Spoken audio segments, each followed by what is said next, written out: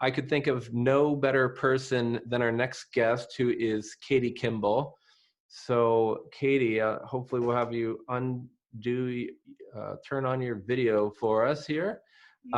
Katie, I saw her last August at a Mindshare conference, and Katie was up doing this Future of Medicine talk about, how the heck to actually get together with your kids and eat in the, cook in the kitchen and have them eat. And it was just so awe-inspiring to see someone who was able to make this topic that's usually a struggle into something that was exciting and I was enthusiastic about and got the whole room rocking. So I thought, she created, Kids Cook Real Food e-course with her and her 4 kids. And she really helps teach parents how to cook together with their kids and build a family connection in the kitchen, and to really supercharge their kids' creativity. But the other part is she also brings this real world experience to it where, when we don't exactly fully feel totally stoked about what's going on, then and we get stuck in the moment of, oh my God, what do we do now? That's where she's the expert. And I'm so happy to have you here, Katie. Man, thank you. I feel woefully inadequate with my orange glasses because they're not as wrappy and red as. I know, right? But that's all right. I got orange ones. I've got so many of these. That's perfect. It's so good to see you. You too. Well, thank you. I appreciate that introduction because I feel like that is my superpower, is the practical. Like, I am a science geek beyond belief, and I'll listen to Cynthia and Dr. Walls all day long. Like, tell me more. I just want to learn. But then, and I think a lot of moms especially are this way, they're like, yes, eat vegetables, sauerkraut, go. And you go into your kitchen and you're like, how?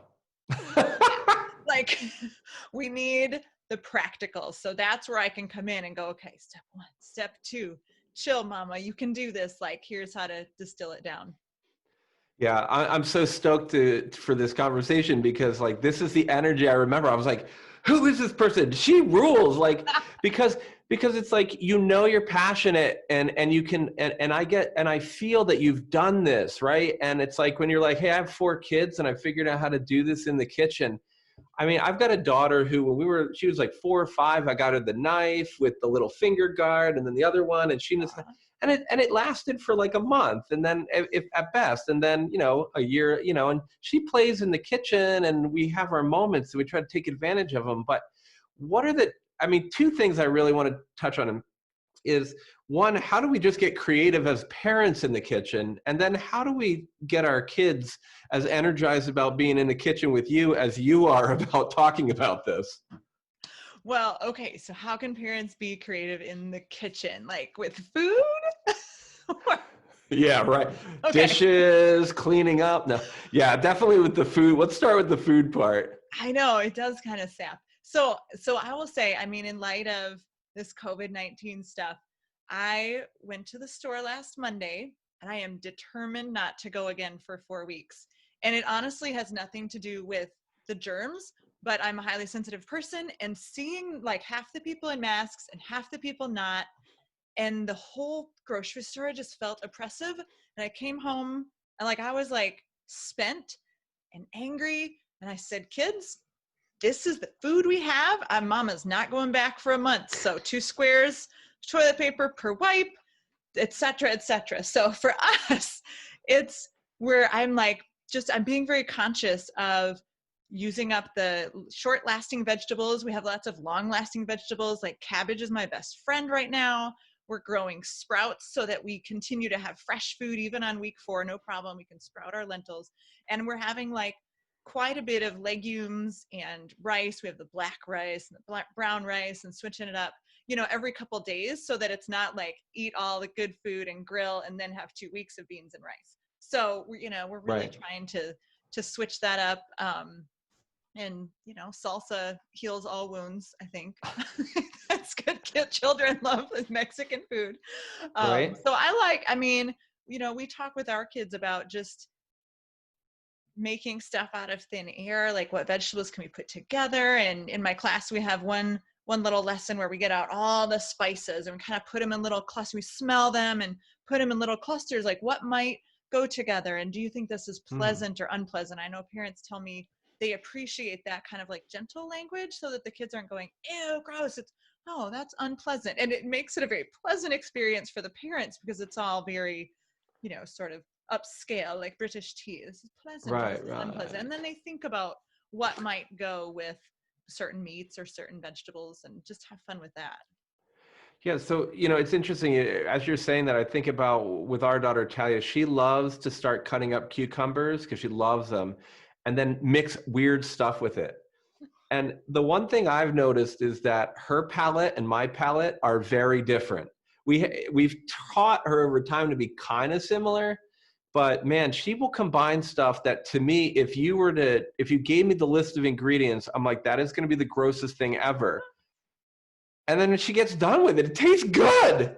That's awesome. I do think kids have fewer boundaries. Sometimes some kids love recipes though. So you just never know. Sometimes being creative in the kitchen is just finding a really good recipe and following it and loving what you eat. You don't always have to be the like literal creative Swedish chef artist. You can follow recipes and find recipes for anything you have. Like the internet exists, so it's Right. helpful. Is it so? If you take a recipe, if you're going to grab a recipe, and like you said, you may not even have all the stuff you need, and you got to just dive in. Are there any guidelines or just sort of like mindset that you need to have to really kick into that and make that recipe come alive, or to have the creative license to play with it? Sure, I like to think of a lot of recipes as frameworks. So how do you take a quiche recipe and maybe it's an asparagus, goat cheese, capers quiche or something, and you don't have two out of those three.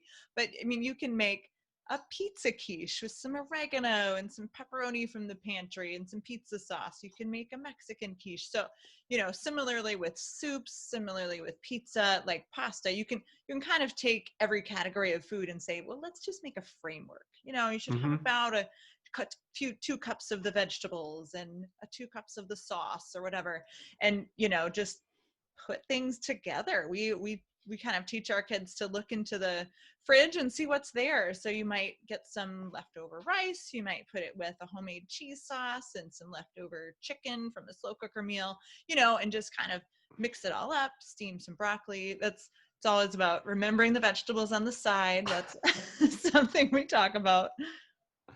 Yeah.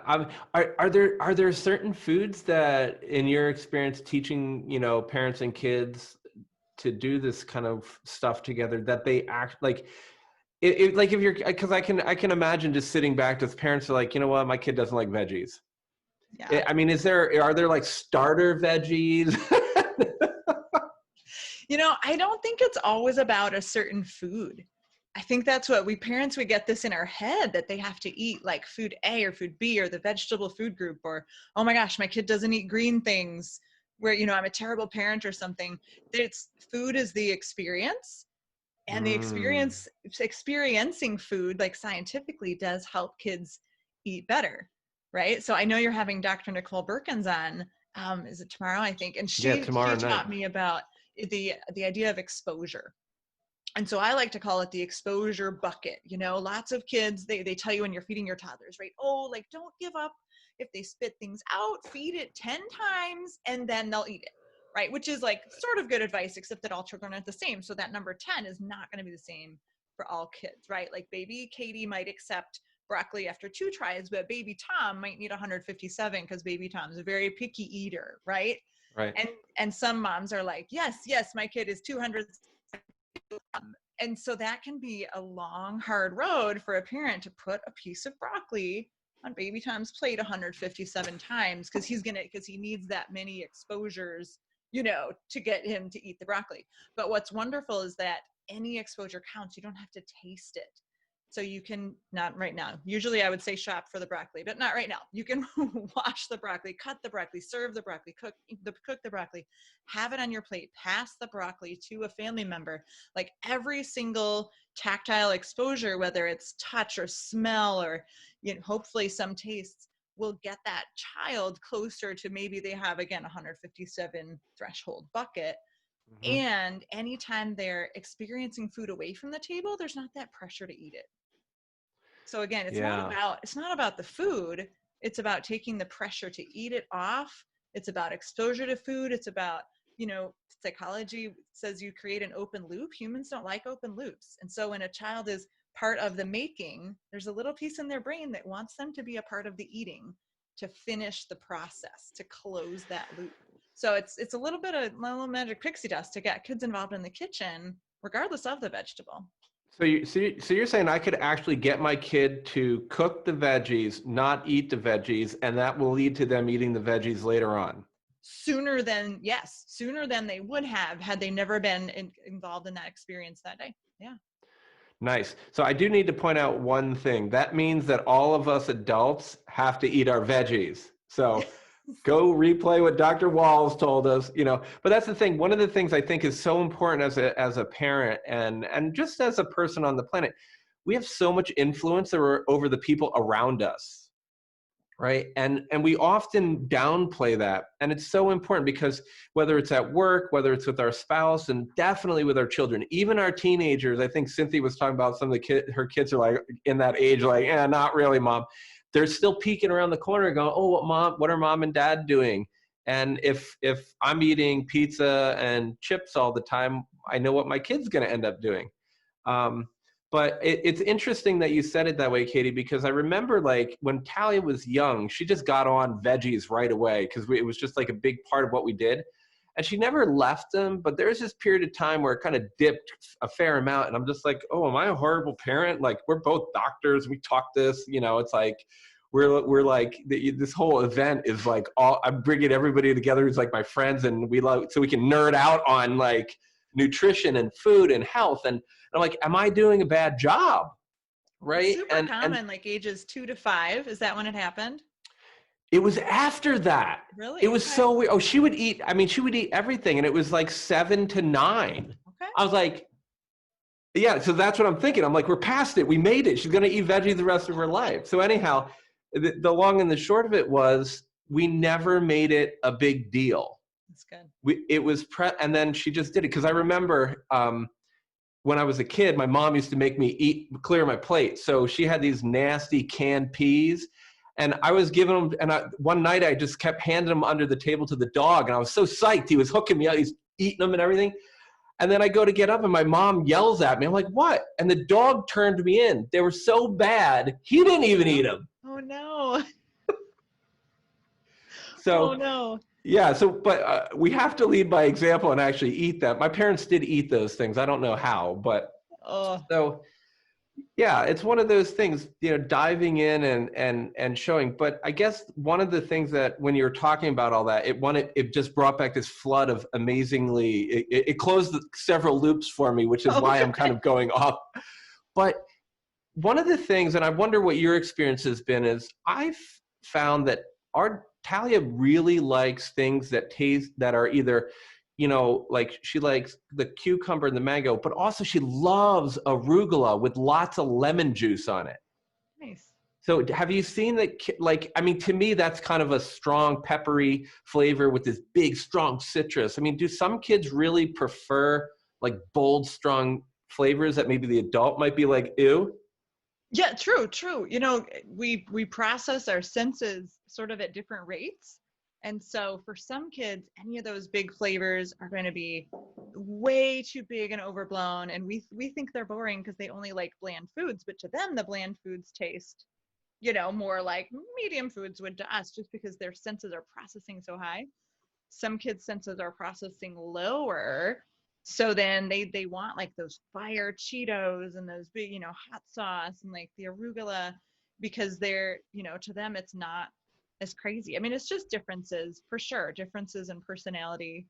I don't know. I loved what Cynthia was talking about with her boys and the chores. That's a big passion of mine too, is Right. Like, I hesitate to be excited that parents are at home cooking with their children, but I'm like, this is what everyone says. Everyone says, oh, Katie, I just don't have time.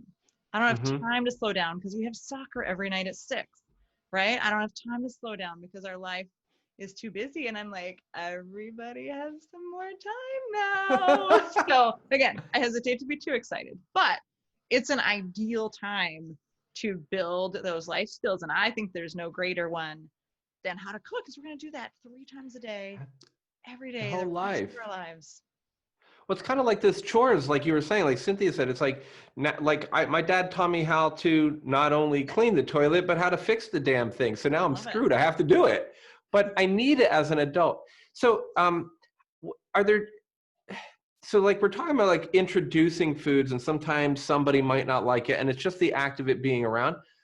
But what about actually getting your kids in the kitchen? I mean, short of forcing them to, man, like you have to do this, and then give them a sharp knife, like which may or may not, depending upon your child, be okay. Right.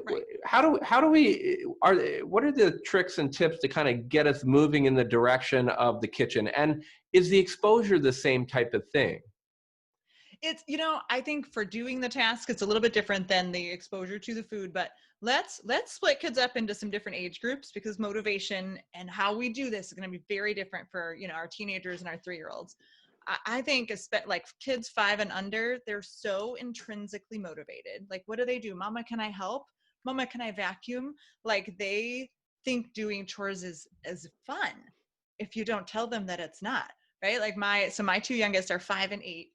Gabe and John, and I forget what they did, but they earned a little consequence the other day. I said, all right, you guys, earned you a have to help consequence. Mommy unpack. We just like finished part of our basement, and so some of our pantry food was in boxes packed up. That was a little stressful when this all started. I'm like, I know I have food, I just don't know where it is. So I'm like, you guys are going to help me put the food back on the shelves. So we set the timer for 10 minutes. We did it, and the timer beeped. I'm like, okay, thank you. That was your consequence. You guys can go. And they're like, we want to keep going. This is fun. Right. And I thought this is exactly what some parents don't get, that they think, doing chores can be fun, right? Dancing around with the dust rag, or so 5 and under, you do not have to worry about motivation. It's more getting over your own psychological block that they're going to be slow or messy, right? Mm-hmm. So under 5, the beautiful thing is some research was done comparing chores in different areas of the world, some American sociologists, and they noticed that in other countries, they're interviewing like 8 and 9-year-olds. Oh, what do you do for chores at home? And these 8 and 9-year-olds are like, oh, I cook dinner for my mom, and I clean, and I do the laundry, and I fold it all, and I put it all away. And the Americans kind of look at each other like, this is not Like, our what? experience in our country. Like, not only are they doing the entire household worth of chores, they're very excited about it. So the hypothesis that the sociologists came up with is that in those other countries, the parents gave them responsibilities as soon as they could walk. So they had that intrinsic motivation, and there was like this unbroken line of motivation, such that when they're 8, 9, 10, 11, 12, it's just their normal life. Whereas So nice. often here in America, we say, oh, honey, that's okay. This is mama's job. You go play. And we're literally training their brain neurons that they don't belong in the kitchen, that this is not the place for them. And then when they're 8 or 9 and we say, hey, let's get started with some responsibilities, they're like, yeah, I don't know about that, Mom. Right. Because you've told me, I don't belong here my whole life. So under the little kids, they're good. You don't have to motivate them at all. They love feeling big. They love doing big tasks, So with that age, we get them in the kitchen with a lot of small motor skills. That's what they're working on in preschool anyway, holding scissors, holding pencils. So things like measuring flat, pouring, just use a little creamer pitcher, a little 1-cup measuring cup, and some maybe water outside if it's nice where you live, or like some dry beans inside with a cookie sheet to catch them so you can eat them later, because we're not wasting any food right now. But, just all these little sort of repetitive, cathartic, small motor skills would just pour some like sugar in a bowl and have the kids practice over and over, measuring flat, scraping with the butter knife. And once they have those skills, now maybe you're making a slow cooker meal and you need basil, oregano, and salt, right? You can put your 4-year-old at the table out of your way, and it doesn't matter if they take 5 or 10 minutes to measure a teaspoon of basil, a teaspoon of oregano, a teaspoon of salt into their little cup, because they can then contribute to dinner. And here's where you keep that motivation going as you announce to the family, hey, guess who helped with dinner tonight? Right? So it was good. Gabe. And then Gabe at age 5 is like, yeah, look what I did. He's hot stuff, right? And that's how you keep them motivated. So with your middle kids, you mentioned giving them sharp knives. I think sharp knives are very motivating to kids because they like a little danger. Mm-hmm. You know, they like to do things that feel grown up. And so if you can say to your 7-year-old, hey, why don't we learn some knife skills? Bust out a paring knife today. And they're like, are you sure? Oh yeah. You know, they're really, but that alone, I think kids really desire to be able to do authentic skills. So if you can get them started, like get them to do it for the first time, they'll feel sort of that confidence loop, it's called, and then their confidence raises. They want to do it more because it feels good to nourish other people. Oh yeah, I noticed that like with Talia always announces this, look what I did, or I did this. And, you know, like, I feel like when I was growing up, they're kind of like, oh, well, don't, you know, whatever. Like, no, we celebrate this. I mean, here you got like a 5, 7, 10-year-old who's done all this, you know, and it's like, they really take a lot of pride in it. And we noticed the same thing with the knife. I mean, we actually found, you know, because you don't want your kid to chop their fingers off and stuff. And so we actually spend time, if we're going to do TV, like watching like food TV and then going, huh, I bet you we could make what they just made and then just go play. But it's like, we taught her how to hold, you know, I was showing her how to hold, but then, you know, the food so she could slice down and not cut herself. But I actually found a plastic guard that holds your fingers on the inside. So you can't cut yourself, but it's also molding you to the proper position. And there's so many little cool tricks out there. Yeah, the right shape. I like that. I'm not a huge fan of the kids' safe knives, like the plastic ones that are serrated. Oh, no, yeah, no. Only because they teach you to only use kind of the saw blade motion, and then you have to learn something new when you're when you're actually using sharp knives. So I prefer to give kids the sharp knives and train them well. We have 4 ways to hold the food, 3 ways to hold the knife, and then they learn the same butter knives to chef's knives. Only 3 ways. You ever see Worst Cooks in America where what the heck's her name? Anne Burrell, if you're using a chef's knife and you have your finger out on the top of it, using it wrong and not holding it, probably should put the red line on your Oh my goodness. So Talia knows you don't put your finger out when you're cutting a certain way because That's great. Yeah, it's fun. We went sharp knives right from the get-go. We just made sure we had the blocker, you know. I agree 100%. So I forget where we kind of left off in the somewhere 7 or 8 age range. Sure. Yeah. I mean, I think sharp knives are a big motivator for the middle-sized kids and the big kids, both. But and serving other people, which this is tricky because this is my normal advice is like next time you're going to a potluck, make sure the kids are helping. That doesn't really work right now. But even social media can be helpful, right? So, you know, just yesterday, I don't know what day it is. We were making kale chips. My 2 little boys, 5 and 8, they're our kale chip masters. They work at the table. They do the whole process. I don't have to touch anything, which PS parents, there's one of the benefits of slowing down, teaching some skills. You do get some time back. I haven't made dinner on a Wednesday in this year. Nice. So they were, I was setting them up for kale chips and I could tell Gabe didn't really want to. He wasn't really into it, the 5-year-old. And I said, well, Gabe, what do you want me to put on Instagram? That here are the kale chips John made or here are the kale chips John and Gabe made? And he was like, I'll go wash my hands. So, you know, well, any kind of notoriety is wonderful for kids. And I think that works in different ways all the way up. You know, I think I have a freshman in high school, I have a 14-year-old, and I think for him, like he's already sort of starting to think about what life will be like in college. Most of him is like trying to run backward into middle school. I don't want to grow up yet. He's right there editing videos for me. He's going, Nice. And but I think he does know, like he's had these kind of future casting sessions in his mind where he's like, you know, I'll be able to like make dinner for my roommates and that'll feel pretty cool. And, you know, he makes his own lunch and other kids around him don't. And so he knows that he sort of stands out as special, as above and beyond. And it's any good feeling makes you want to do it more. Yeah. I think it's the other thing too that what you were just talking about reminds me of is like, I mean, kids, like they'll do so much more, and they're so much like mentally, emotionally, and physically able to do so much more than a lot of us give them credit for. Yes. And if you give them a little challenge, they're usually going to totally exceed, our expectations. And like when we talk about food, like, a lot of time people talk like in a condescending or a downward manner. And really what I think we need to be doing is children at different developmental ages are just like that. They are different stages of development, but they're still like inside they're a full human being who deserves the same respect that you and I believe that adults should get. So we've always talked to our daughter like she's equal, understanding that it's our role to move her along. But I think for the kitchen, it's just like, it's amazing when you just let them go and you give them a couple of pointers.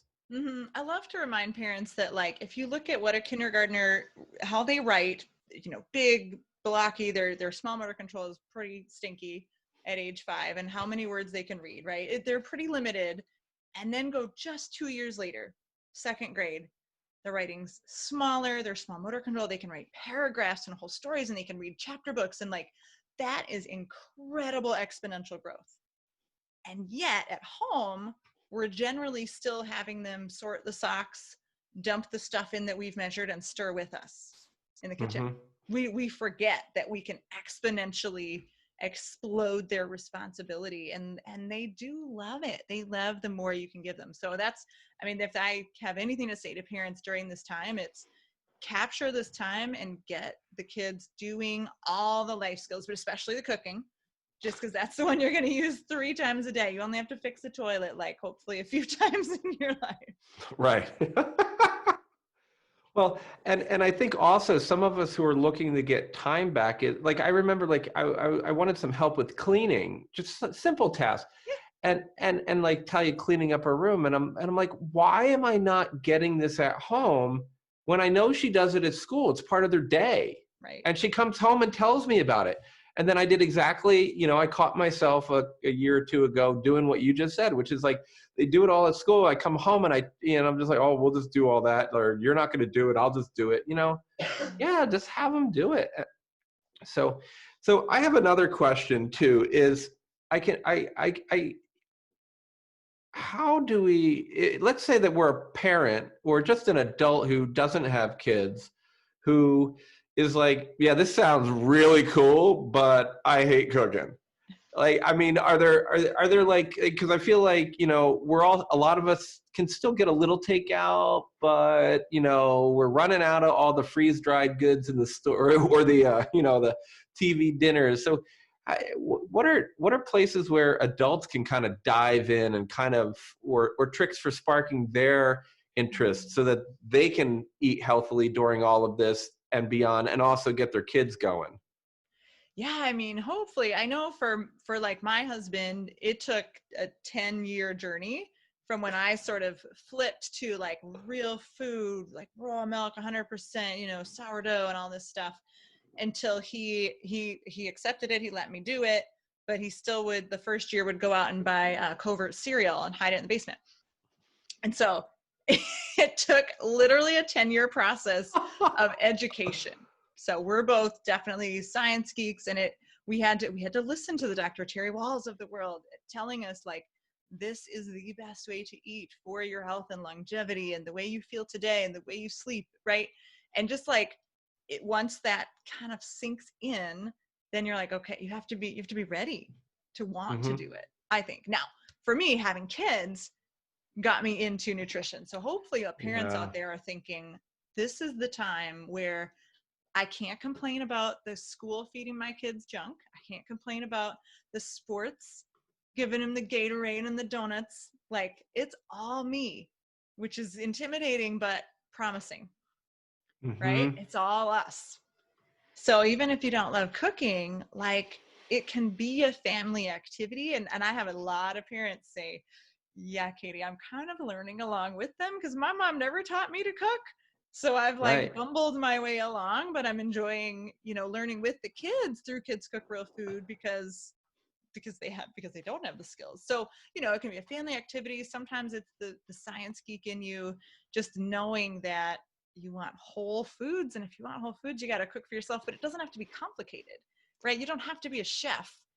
You can just cut a few things or put a few things in a pan and follow a recipe for beans and lentils and rice and stuff, like it doesn't have to be complicated to cook at home. Well, I think one of the things a lot of people don't know about me is if I didn't become a doctor, I would have probably been a professional chef. I love it. But I got so enamored with making real food. Like when you go out, if you think about like the best dinner you've ever had, most of the time, except maybe if you're Italian, it was like salt, pepper, maybe one, and some garlic on something that was cooked awesome. Mm. And there's so many ways to find recipes online and start simple is what I would say. Because I learned how to cook Indian food by the smell of it. And because I was into yoga, and like I had friends from India go, that's like real stuff. But it was like, because I played and as you're talking, I keep flashing back to like different parts of my life. It's so fun. It's like when I was a kid. Which is what food does. Yeah. We can build these memories for our kids. We can write their stories for them with them. And my mom tells this story, Katie, where she's like, you just liked being in the kitchen, so I let you be there. She's like, and she's like, I didn't even know what you were doing, but I didn't know what I was doing either. I just knew enough to make the food to put it on the table, right? And I mean, at one point we had Viva Italian dressing and used it to poach boneless, skinless chicken breast. So you can imagine how yummy that was. But and we joke, our family jokes about it now, but we're all three boys, they just let us be creative. And sometimes it worked and sometimes it didn't. And that's one thing I really want to empower all families to do is try. And the other thing is your kids are so good on the internet.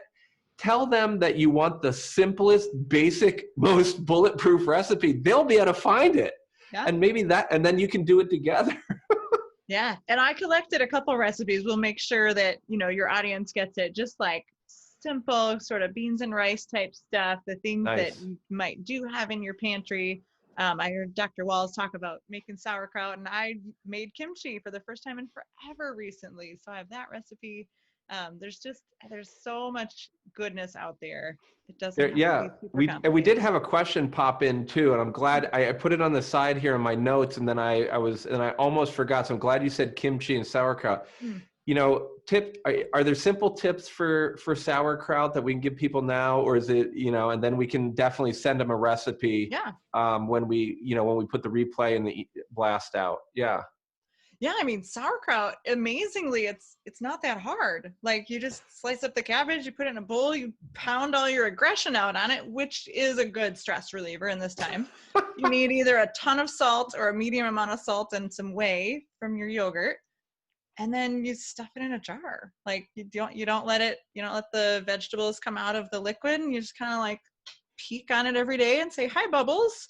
That's good. No mold. Okay. I see you're poking out. You jam it down with a very clean spoon and let it go. Like the bacteria know what they're doing for the most part. So it's amazing how not difficult it is.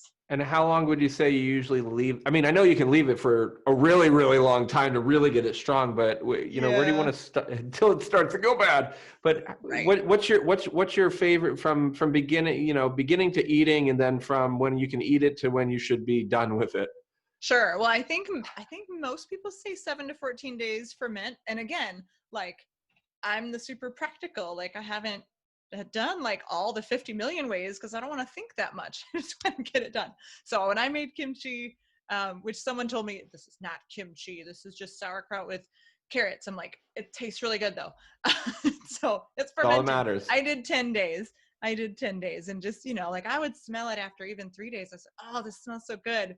Smell this, honey. And my husband said, you will never get me to say this smells good, but it smells like I could tolerate eating it. I'm like, good, great, okay.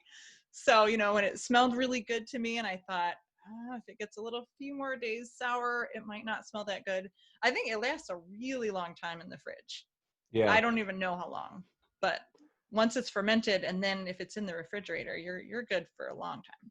Yeah, just keep it under the water. It's been my experience as well. Cool. And then here you go. I'm going to post what you sent it to the panelists. Who posted that? Was that you or somebody else? I'm going to post it. That's me. Okay, good. Whoops. No, yeah, we Here's a talk about our knife skills that we use, and so that's our 10-minute knife skills class. That's our members' favorite class. Just teaching kids awesome. ages 2 to 12 butter knife to chef's knife, different ways to hold a Fabulous. knife. Yeah, so everybody, I just posted that down in the chat. I will make sure that that link goes out with the replay email and all the other resources that we're going to provide you once the whole series is over. Katie, this is amazing. Thank you so much for making the time.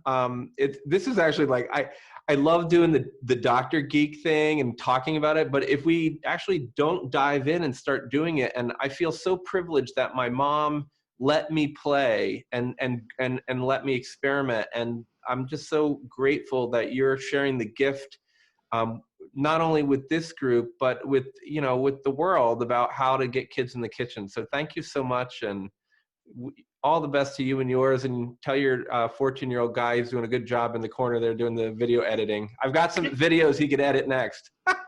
Oh no, I'm keeping him busy. All But right. no, it's been an honor to be here, and definitely my mission is get those kids in the kitchen. Just don't stress out about it, right? Just do it. All right. Super cool. Thanks so much for joining us. Mm-hmm. We really appreciate it. And everybody, thanks for joining me. This is day 1 of 3 of our coronavirus